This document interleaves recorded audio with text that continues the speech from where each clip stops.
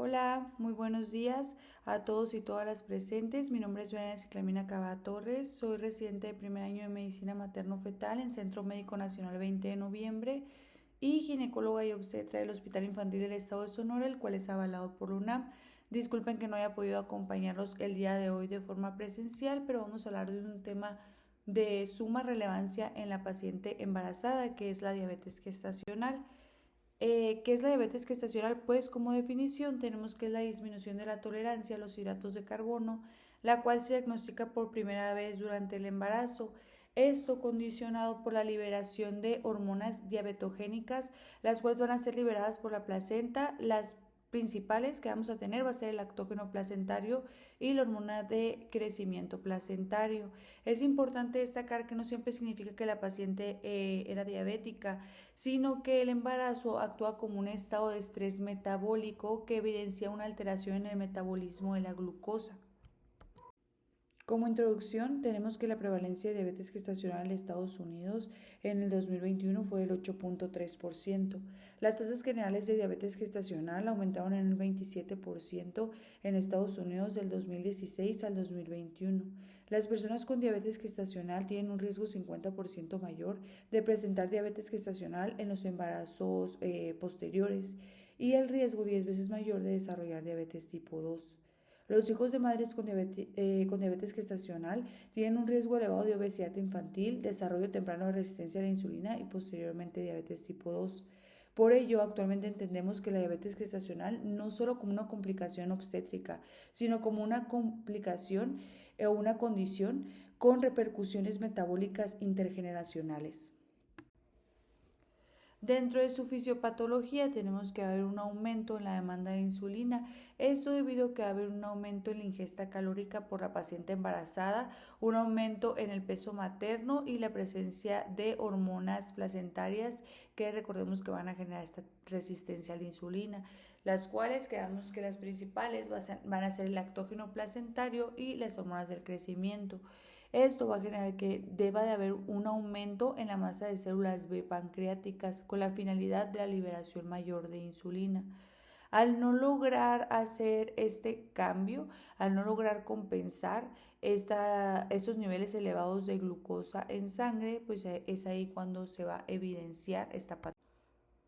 Bueno, ¿cómo vamos a hacer el diagnóstico de diabetes gestacional? Para esto existe un artículo muy famoso que se llama JAPO, fue publicado en la revista de New England en el 2008.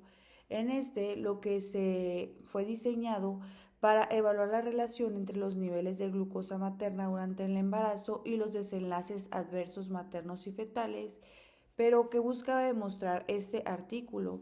Pues el estudio intentó responder una pregunta clave: si existía un punto exacto a partir del cual la glucosa materna se volvía peligrosa para el feto.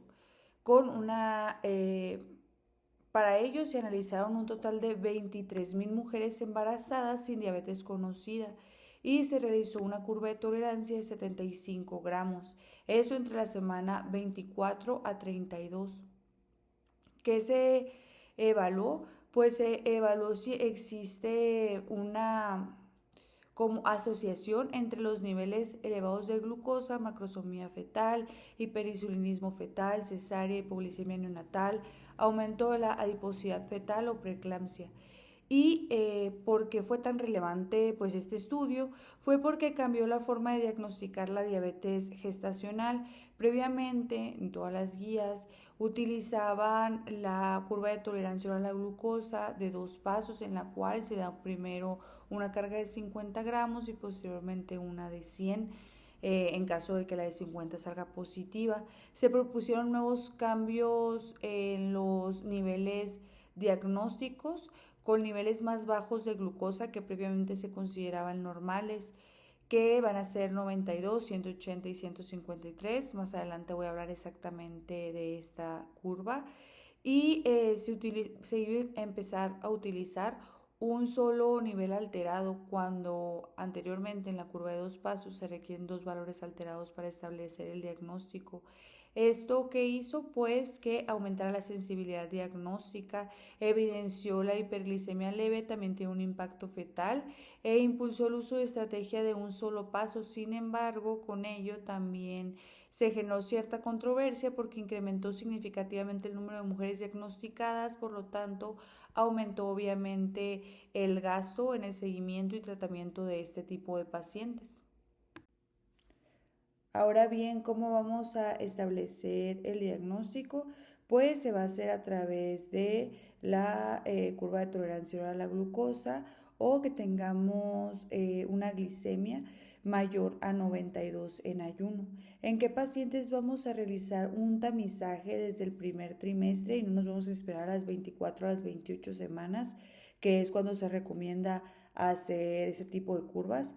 Van a ser en aquellas pacientes que tengan antecedente de diabetes gestacional o prediabetes, aquellas pacientes que tengan antecedente de alguna malformación fetal, muerte fetal, abortos recurrentes, que tengan antecedente de feto macrosómico, es decir, más de 4,500, que tengan obesidad con un IMC mayor a 30, síndrome metabólico, una edad mayor a 35 años, una enfermedad vascular o algún origen étnico como lo podemos ver en esta diapositiva, que el que más nos interesa es paciente latinoamericana, es decir, todas nosotras por el simple hecho de ser latinoamericanas representamos un alto riesgo para presentar diabetes gestacional, por lo cual deberíamos de realizar tamizaje en todas nosotras desde el primer trimestre para detectar diabetes pregestacional, la cual a lo mejor no se haya diagnosticado previamente porque no se habían solicitado estudios o no se hayan presentado síntomas.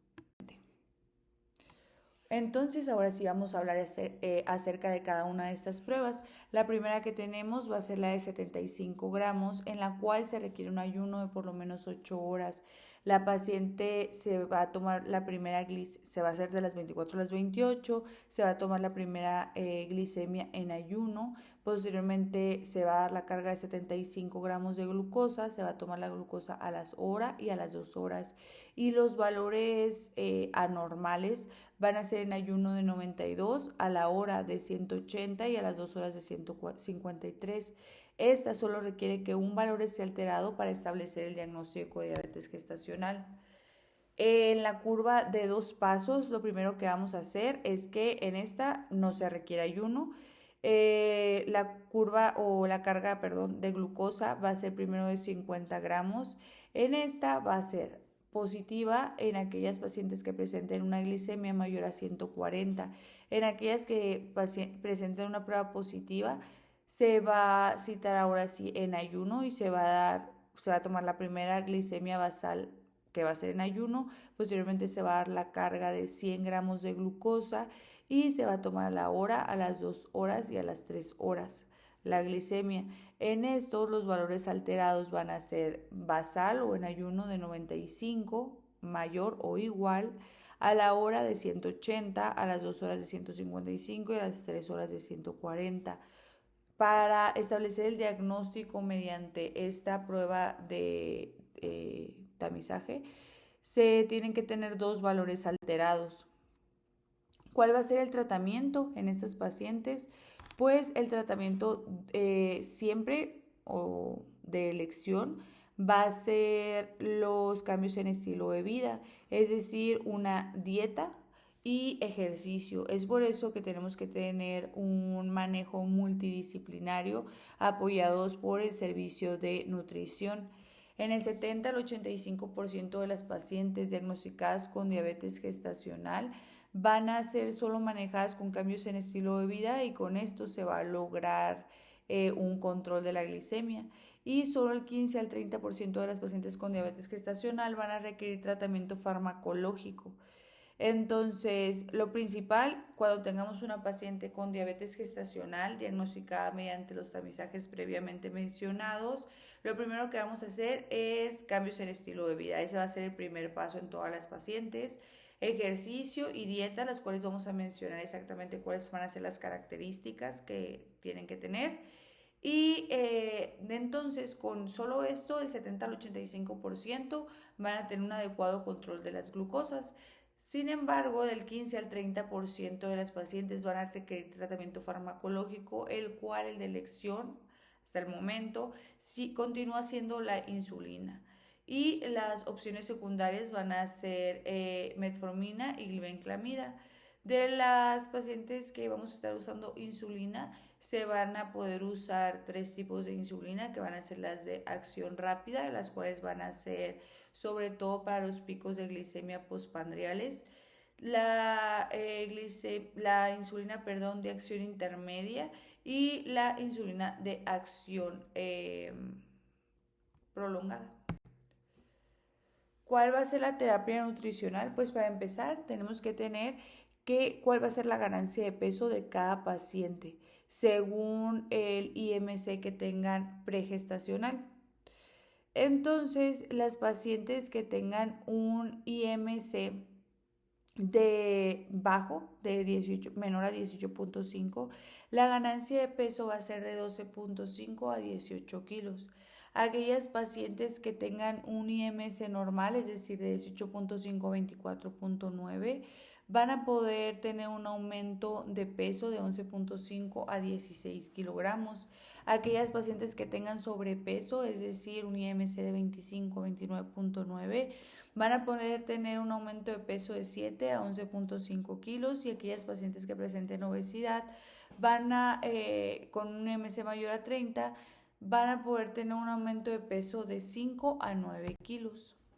¿Cuál va a ser la recomendación nutricional? Pues la ingesta dietética de aquellas pacientes con diabetes gestacional debe contener por lo menos 175 gramos de carbohidratos y 71 gramos de proteínas y 28 gramos de fibra. Los carbohidratos deben limitarse al 35 al 45% de las calorías totales, y las grasas en este tipo de dieta deben de ser poliinsaturadas y monoinsaturadas. El objetivo de ese tratamiento no es restringir de forma excesiva la alimentación, sino lograr un control adecuado y un control glicémico sin comprometer el crecimiento y el desarrollo fetal. Es por ello que las guías internacionales recomiendan este tipo de dieta. ¿Ok? Entonces, algo muy importante también es que estos carbohidratos deben de ser complejos y con un bajo índice glicémico para evitar los picos de hiperglicemia, que son los que llegan a tener un efecto fetal más importante. Y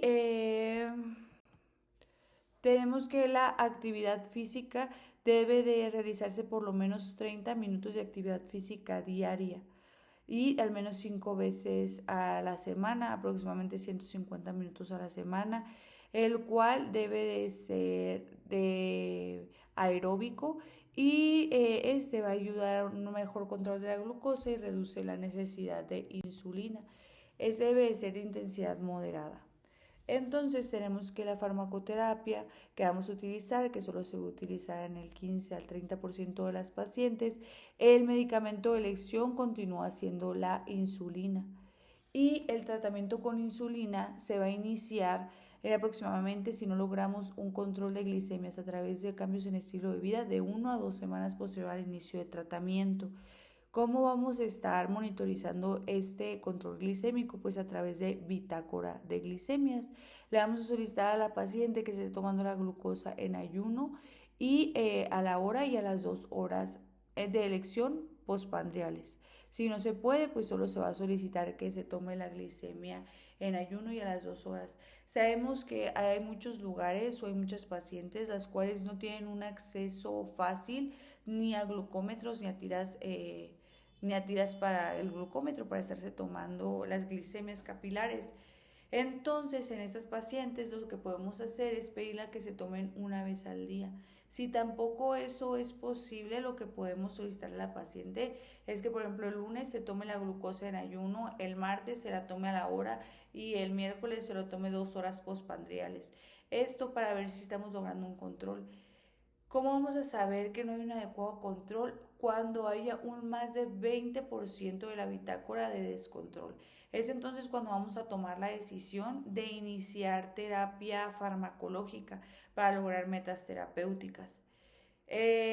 La segunda opción, en aquellas pacientes que no puedan o que tengan miedo a la insulina o que no puedan colocarlo por alguna causa, entonces en ellas sí el medicamento con el cual vamos a iniciar va a ser metformina, ¿ok? y después glibenclamida. ¿Cómo vamos a calcular la insulina? Hay diferentes guías y hay diferentes recomendaciones. En este artículo encontré que se puede iniciar a 0.3 unidades por kilogramo de peso corporal. Sin embargo, guías como la American College o la ACOG recomiendan que esta sea calculada según el trimestre, ya que al aumentar el embarazo también va a aumentar el requerimiento de insulina. Entonces en el primer trimestre se inicia a 0.7, segundo trimestre 0.8 y en el tercer trimestre a 0.9, con un máximo en el primer trimestre de 0.8, en el segundo trimestre de 1 y en el tercer trimestre de 1.2. ¿Cómo vamos a dividir una vez calculada esa insulina? Bueno, lo anterior era cómo le íbamos a calcular según la ACOG, según el artículo que les puse en la diapositiva previa, pero según la guía de práctica clínica se podría iniciar a 0.2 unidades por kilogramo de peso.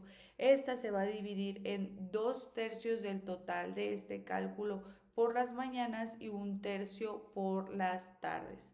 De estos 2/3 lo vamos a volver a dividir. 2/3 van a ser de NPH y 1/3 de insulina rápida. Y la dosis vespertina, que recordemos que era 1/3, se va a dividir en medios. 1/2 de NPH y 1/2 de rápida. Para saber cómo funciona cada una de las insulinas tenemos que conocer el inicio de acción, la máxima acción y la duración de cada una de ellas. Tenemos, por ejemplo, que las insulinas de acción rápida, que es la que normalmente damos en estas pacientes, va a tener un inicio de acción de 30 a 60 minutos y una máxima de acción de 2 a 4 horas y una duración de 6 a 8 horas. Las ultra rápidas nos van a funcionar sobre todo para los picos de glicemia inmediatamente después de los alimentos, los cuales tienen un inicio de acción de 1 a 15 minutos y una acción máxima de 1 a 2 horas y una duración de 4 a 5 horas. Las insulinas de acción intermedia o la NPH, que es la que más comúnmente utilizamos, esta tiene un inicio de acción de 1 a 3 horas, pero su duración es de 13 a 18 horas. Y las de acción prolongada, que son la glargina y detemir, van a tener una duración de 24 horas y un inicio de acción de 1 a 3 horas aproximadamente. Otra opción de tratamiento van a ser las sulfonilureas. Atraviesa la placenta y se ha asociado con un aumento de la hipoglicemia neonatal. Las concentraciones de glibenclamida en plasma del cordón umbilical van a ser del 50 al 70% de los niveles maternos y se ha asociado más comúnmente a presentar fetos con macrosomía o aumento de la circunferencia abdominal neonatal. El otro fármaco que podemos utilizar, como bien les comenté, en aquellas pacientes que no les sea posible la aplicación de insulina, ya sea porque tienen miedo a la aplicación, porque no tienen forma de pues guardar en sí el medicamento, pues en esas pacientes se puede usar como opción la metformina. Este se asocia con menor riesgo a hipoglicemia neonatal, no como la glibenclamida, y menos aumento del peso materno que la insulina. El problema es que tiene una alta tasa de fracaso terapéutico, es de el 46% en alguna de estas pacientes. Es por ello que continúa sin ser el medicamento de elección. ¿Cuáles van a ser las metas terapéuticas o cómo vamos a monitorizar a estas pacientes? Pues lo principal va a ser a través de glicemias capilares. La hemoglobina glicada, como hay un recambio más lento de glóbulos rojos durante el embarazo, no se recomienda su uso para seguimiento o para valorar cambios en el tratamiento, ajustes. Sin embargo, debe de ser, si lo quieren como saber, es la hemoglobina glicada menor a 6, es una meta terapéutica. Sin embargo, no va a ser de elección para darle control a nuestra paciente. Lo normal va a ser que los niveles de glicemia capilar se encuentren en 70 a menos de 95. Una hora postprandial de 110 a 140, como yo creo que lo más importante es memorizarnos la, lo máximo de lo cual puede tener la glicemia, que es 95, 140, 120. A las 2 horas va a ser de 100 a 120. La hemoglobina glicada en el segundo al tercer trimestre se debe de tener una hemoglobina glicada menor de 6%, lo cual se asocia a un menor riesgo de feto grande para edad gestacional, menor riesgo de parto pretérmino y menor riesgo de preeclampsia. Este será un valor meta siempre que se logre sin presentar hipoglicemias. Recordemos que las mujeres embarazadas no deben de tener menos de 70. Entonces quedamos que el monitoreo de glucosa va a ser en ayuno, a la hora y a las 2 horas posteriores a la comida. Sabemos que no es fácil hacer este control, no es fácil hacerlo en una institución, mucho menos va a ser fácil a lo mejor para las pacientes lograr conseguir el número de tiras reactivas que se requieren, además de ser algo molesto. Existe el monitoreo continuo, sin embargo, estos no se recomiendan, o bueno, no, al ser algo que representa un mayor costo para el servicio de salud. No se recomiendan en pacientes con diabetes gestacional, se recomiendan en pacientes con diabetes pregestacional, sobre todo en las diabéticas tipo 1.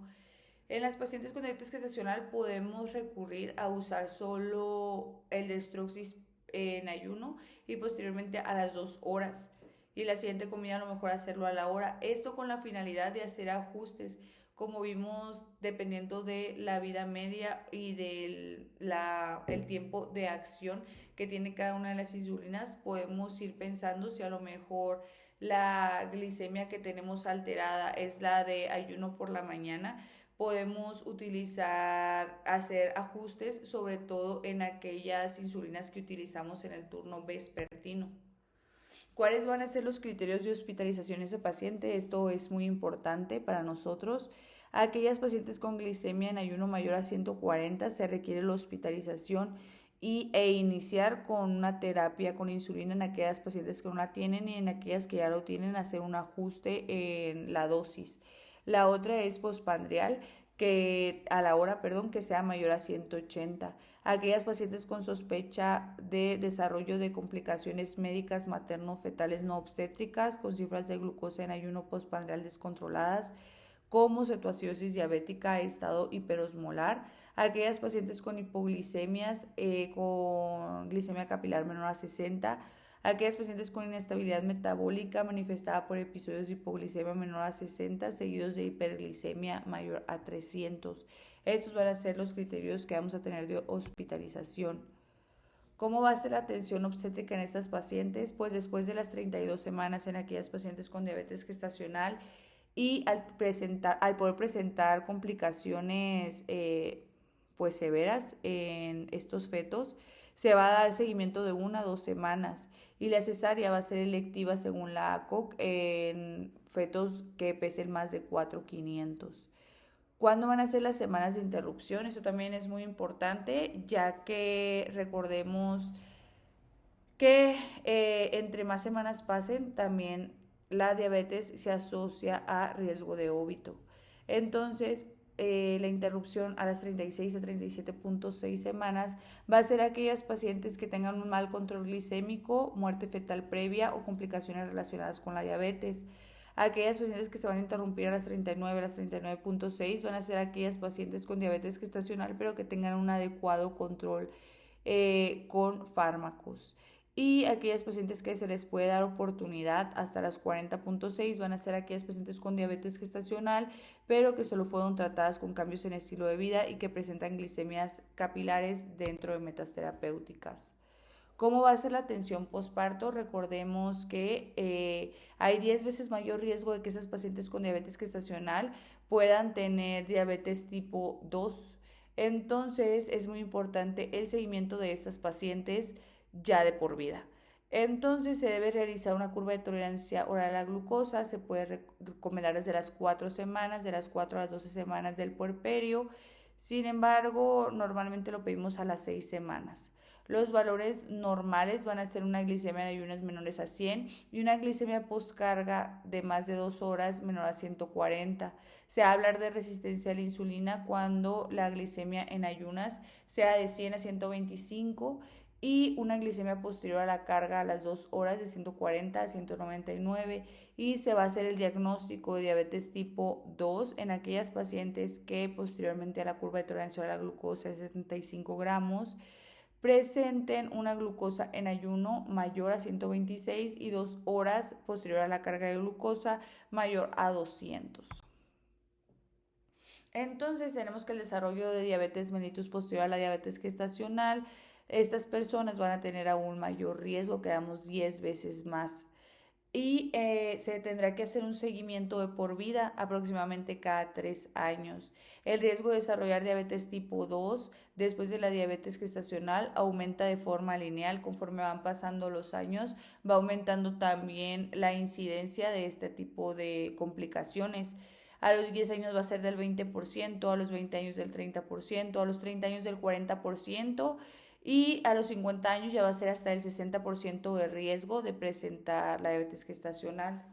Entonces, es muy importante que nosotros como personal de salud conozcamos cómo evitar ese tipo de complicaciones en el embarazo, quitando los factores de riesgo que se pueden quitar. Obviamente ser latinoamericano no es algo que podamos cambiar, pero sí podemos cambiar a lo mejor la obesidad, la dieta, hacer ejercicio, que puede disminuirnos el riesgo de padecer ese tipo de diabetes gestacional, que como podemos ver no solo es algo que compromete el embarazo, sino que ya nos va, si nosotros padecemos esta enfermedad, nos va a representar un riesgo de por vida y un riesgo también para este bebé de tener complicaciones como diabetes a lo largo de su vida, obesidad, ser propenso también a resistencia a la insulina. Es por esto que tenemos que, para empezar, la prevención. Y ya si no se logró la prevención, hacer un diagnóstico temprano para evitar complicaciones fetales y pues obviamente las complicaciones obstétricas. Hacer una interrupción en tiempo, dar un tratamiento adecuado. Entonces, eso sería todo por mi parte. Espero les haya quedado todo muy claro y muchas gracias por su atención.